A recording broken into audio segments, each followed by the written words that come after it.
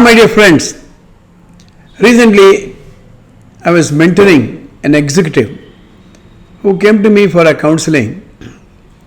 The issue is he feels that he is overworked. He said things are chaotic. I'm not able to focus on anything. When I come to the work in the morning, I come with a very definite plan of action. But as the day progresses, at the end of the day, I feel I have done nothing.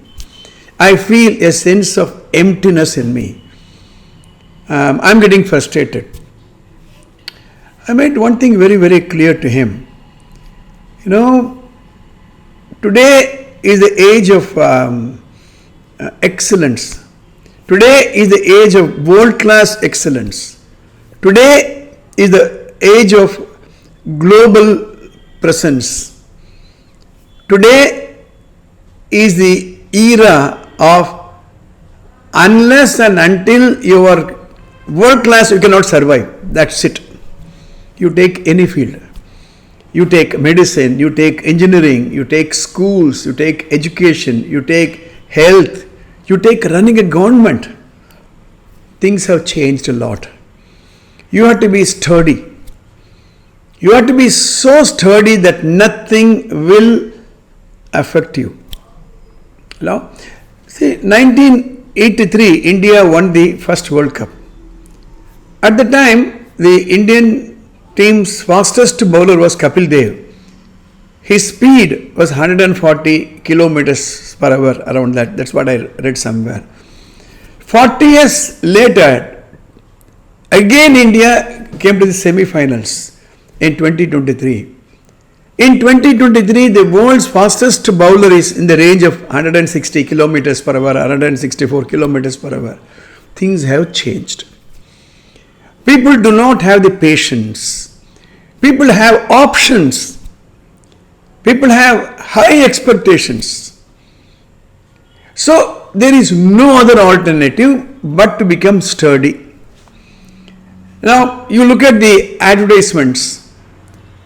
The cars have to be sturdy. The televisions have to be sturdy. The refrigerator, the washing machine. Anything and everything has to be sturdy. If things have to be sturdy, the human resource should be sturdy. So you need to tell yourself, come what may, I will manage. Take it as a challenge. You need 5 things to become sturdy. Point number 1, you should be willing to learn.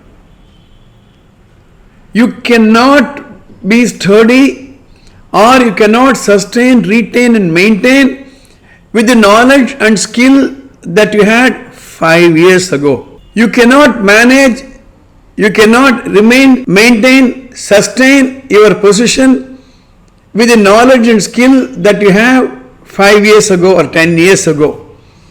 You should be willing to learn new technology, new ways of handling your challenges. That is point number 1. Point number 2, you should be willing to challenge your own performance, your own present performance. You should become dissatisfied or not satisfied with your own current performance. Look around and see where are you with reference to others. Right? Unless and until you decide to improve, nothing can improve you. You have to become so restless. Point number 3 is you have to be willing to be innovative. You have to be finding out new ways of doing things. How else I can manage my job? Is there a better way of doing things? Innovative. Think in a different way. That leads us to point number 4, out of the box thinking.